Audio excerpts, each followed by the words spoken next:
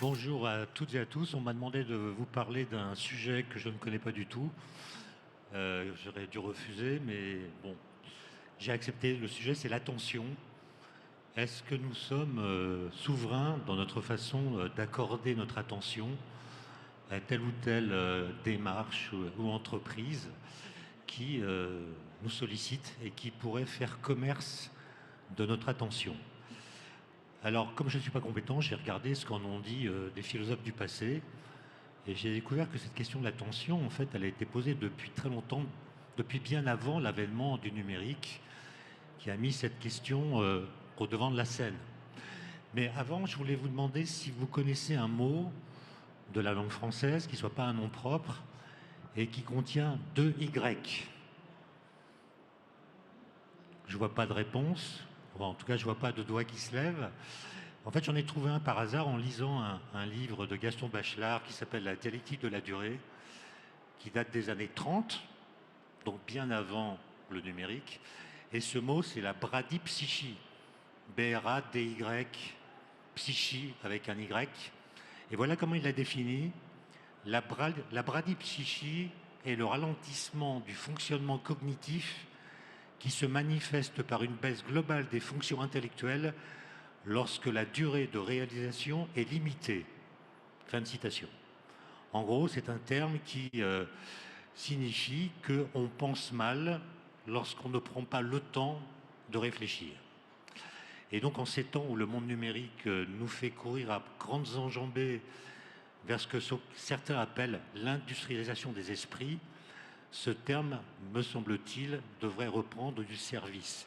Donc je répète, bradypsychie. Voilà. Alors j'ai dit, nous mène à grandes enjambées. J'aurais dû dire à grandes empoussées. C'est avec le pouce, enfin avec un doigt, que nous faisons défiler les vidéos sur les écrans. Et un rapport qui date de 2020 évalue à plus de 100 km par an la distance moyenne que notre pouce ou un de nos doigts parcourt sur un écran. C'était en 2020. En 2026, je pense qu'on atteint à peu près la distance de l'UTMB, c'est-à-dire 170 km. Poser la question de l'attention, c'est d'abord poser la question du libre arbitre. Sommes-nous maîtres de la décision qui nous porte à accorder notre attention à ceci plutôt qu'à cela? Alors, dans le langage courant, prendre une décision, c'est une expression qui laisse entendre qu'elle procède d'un travail réflexif que nous exécutons librement, en pleine conscience, comme disent certains. Et dans le prolongement de cette intuition, nous inclinons à croire que notre cerveau est en somme là pour prendre acte des volontés qui finissent par surgir au sein de notre conscience et pour ensuite les exécuter. Bref, on a l'impression que notre réflexion est capable d'exercer un pouvoir réel sur le cerveau. On réfléchit et le résultat de notre réflexion intime au cerveau l'ordre d'agir pour exécuter ce que nous avons décidé. Et la question est de savoir si ce n'est pas plutôt l'inverse qui se produit si l'on tient compte des derniers travaux des neurosciences, notamment un livre qui a été publié par Stéphane Charpier, chercheur en neurosciences. Ce livre s'appelle Le cauchemar de Descartes et il montre que des expériences récentes établissent que, en fait, notre cerveau, en cachette de nous-mêmes, choisit le plus souvent à notre place, à l'insu de notre plein gré, de sorte que notre prétendu libre arbitre ne serait qu'une illusion. En fait, ce qu'il a montré, enfin ce que ces équipes ont montré, c'est que avant qu'elles surgissent et que nous les considérions comme des productions de notre conscience, nos décisions ont en fait déjà été prises sans que nous nous en rendions compte par notre cerveau. En fait, il y a une activité neuronale intense qui précède le moment où notre décision accède à notre conscience mentale. Autrement dit, la prise de conscience de notre décision est précédée d'un processus caché qui l'a prise sans qu'on s'en rende compte. Ce qui veut dire que notre libre arbitre ne serait pas aussi libre que cela, ainsi que des philosophes comme Schopenhauer l'avaient déjà envisagé. Pour résumer la thèse qu'il défend là, c'est que notre cerveau, en fait, n'en fait jamais qu'à sa tête. Voilà. Alors, cette activité neuronale cachée, elle fait penser justement à ce qu'on appelait les variables cachées en physique quantique. L'idée que si la physique quantique utilise les probabilités quand elle permet de prédire les résultats des mesures, c'est parce qu'il y a des paramètres qui nous sont cachés, qui, si nous les connaissions, nous permettraient de prédire à coup sûr les résultats des expériences. C'est une analogie que je suggère sans lui accorder trop d'importance, mais s'agissant du libre arbitre et de toutes les grandes questions, je pense que le mieux est d'accorder le mot de la fin au grand philosophe Pierre Dac, qui disait « Le libre arbitre n'est pas à l'usage exclusif des arbitres de catch à 13 et de rugby à 4. » Fin de citation. D'où une seconde question qui est « Devrions-nous faire plus attention à notre attention, à la façon de l'accorder à telle ou telle sollicitation ?» Et comme j'ai dit en introduction, en fait, c'est une très vieille question qui se pose depuis des siècles et qui ne semble pas avoir grand-chose à voir, en tout cas au début, avec l'avènement du numérique. Par exemple, en 1939, Paul Valéry, que vous connaissez, écrit un livre qui s'intitule « Propos sur l'intelligence ». Et voilà ce qu'il écrit. « Mes contemporains vivent sous le régime perpétuel de la perturbation de leurs intelligences. Et l'exagération de tous les moyens de communication soumet leurs esprits à une nervosité généralisée. » Imaginez ce qu'il dirait s'il revenait parmi nous en 2026.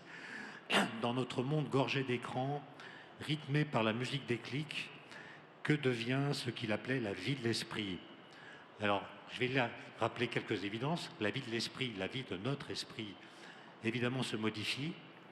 D'abord du fait de notre hyperconnexion, qui rend la ligne de séparation entre notre intériorité corporelle et tout le milieu alentour qui aspire notre attention de plus en plus difficile à repérer. Il y a ce qu'il appelait une scintillation fantastique des événements qui fait que notre esprit s'excentre du corps et se téléporte dans l'activisme des machines. D'autre part, notre esprit barbote dans une sorte de bain tumultueux et on peut se demander s'il tiendra le choc. Il y a aujourd'hui, vous le savez, des algorithmes qui permettent de singulariser et de personnaliser ce dont s'occupent nos cerveaux individuels et ce à quoi nos esprits accordent leur attention. Et de cette façon-là, ils saucissonnent notre vie psychique et engendrent ce qu'on pourrait appeler une entropie chronodispersive. Notre corps demeure ici, là où il est, mais notre esprit virevolte ailleurs. Et donc la question est, comment est-ce qu'on pourrait reprendre la main sur notre attention? Comment est-ce qu'on pourrait la contrôler et choisir consciemment où nous la mettons? Alors pour évoquer cette question, je vais faire un détour. Comme beaucoup d'entre vous, j'enseigne, donc je corrige des copies. Et j'ai remarqué que les étudiants d'aujourd'hui, je parle d'étudiants qui ont 20, 21, 22, 23 ans, continuent de faire des fautes d'orthographe. Plus ou moins, il y en a qui n'en font plus, mais il y en a quand même qui en font beaucoup, et même parfois des fautes très, très inventives, enfin, très, très originales. Or, ce sont des jeunes gens qui, depuis qu'ils ont appris à écrire et à lire, voient leur écriture corrigée sur des écrans, sur leur téléphone, sur l'ordinateur. Notre écriture est corrigée. Et quand ces correcteurs automatiques d'orthographe sont apparus, nous sommes quelques-uns à avoir pensé que, du coup, bientôt, on ne lirait plus de fautes d'orthographe. Or, c'est le contraire qui se passe. Ça veut dire que le fait d'être corrigé n'apprend pas. Le fait d'être corrigé peut nous pousser à finalement déléguer la connaissance des règles à des machines, de sorte que, sachant que nous sommes corrigés, nous n'estimons plus devoir apprendre. Or ça pose la question de savoir si toute assimilation ne requiert pas une lente maturation. Pour apprendre, il faut aller lentement, il faut passer du temps à comprendre et à assimiler. Et ce que je dis là, ce n'est pas vraiment une idée très originale, très neuve.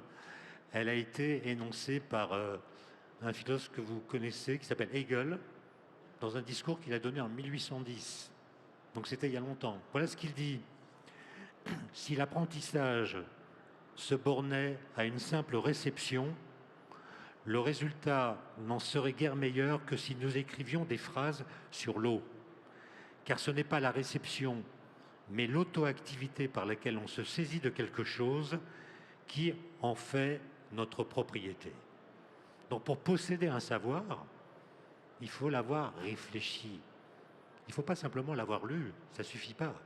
Il faut l'avoir travaillé au point de devenir capable de l'expliquer à d'autres. Et donc, ça c'est une question qui se pose partout. Comment est-ce qu'on enseigne aujourd'hui?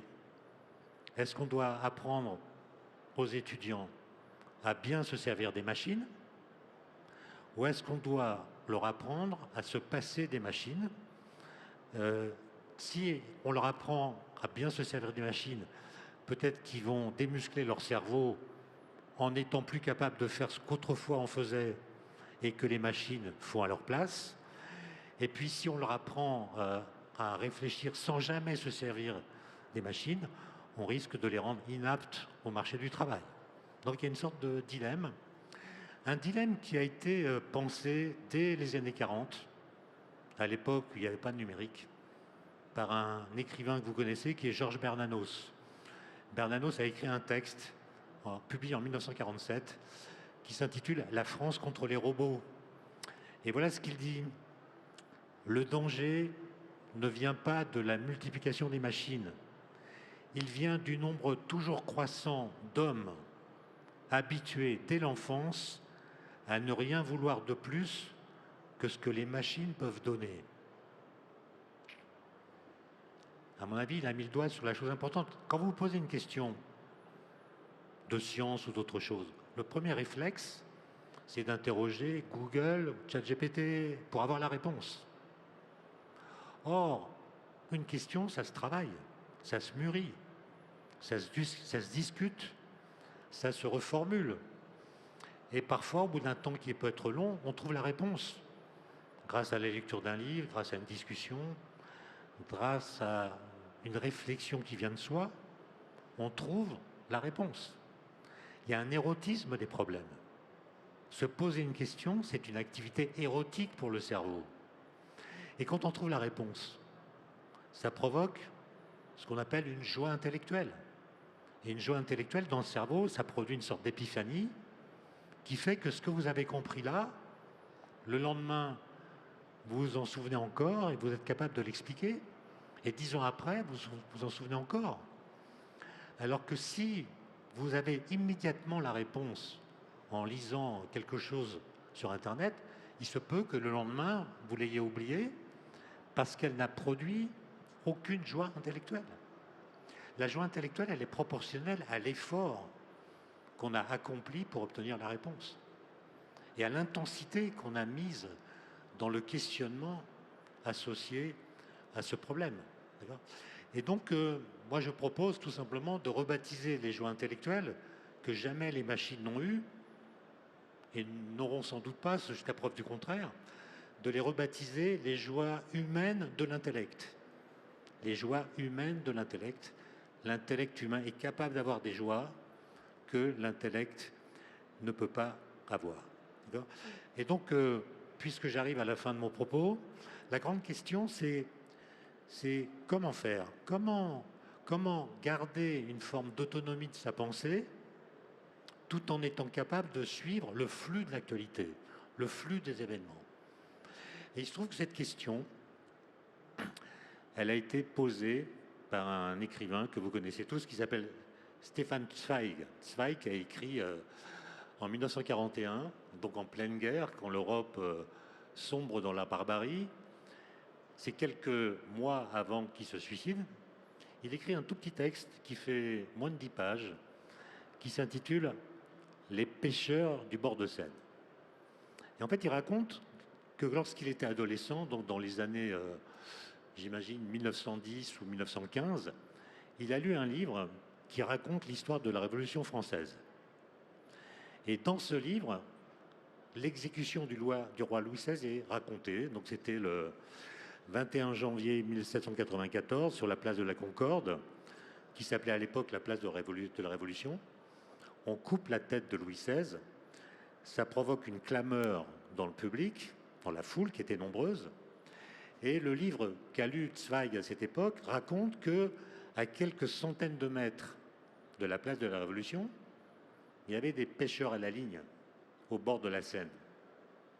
Et le livre raconte que quand la clameur a signalé l'exécution du roi, les pêcheurs, ils ont continué à regarder leur bouchon de liège, sans prêter attention à l'histoire qui se déroulait tout près d'eux et qui était à portée de leur regard. Ils n'y ont pas prêté attention. Et Zweig raconte que quand il a lu ce livre adolescent, il n'y a pas cru. Il n'y a pas cru, il dit c'est pas possible. Il y a une foule, il y a une clameur, on détourne le regard pour s'intéresser à ce qui se passe. Mais il écrit qu'en 1941, il comprend les pêcheurs du bord de Seine. Il les comprend parce que on ne peut pas tout vivre à la fois. On ne peut pas vivre en même temps sa vie personnelle et la grande histoire. Et je le cite, il dit « Il était normal que tous ces gens, les pêcheurs, aient envie d'oublier leur époque plutôt que d'y prendre part, qu'ils aient envie de se concentrer sur leurs activités quotidiennes, silencieuses, personnelles et discrètes. Nul d'entre nous ne peut vivre sous une tension permanente. Nous ne disposons pas assez de compassion pour suivre à cœur ouvert, jour après jour, heure après heure, tous ces événements qui se précipitent. » Et il parle de 1941. Imaginez ce qu'il dirait aujourd'hui. Donc la solution, peut-être, en tout cas c'est celle qui suggère, c'est il faut de temps en temps suivre le cours des événements, suivre le fleuve, le flux. Mais de temps en temps, il faut rester sur la rive et regarder le flux passer sans s'immerger dedans au risque de se noyer. Le problème, et je vous laisse réfléchir là-dessus, c'est que d'après les physiciens, on ne peut pas être dans deux référentiels à la fois. Je vous remercie pour votre attention.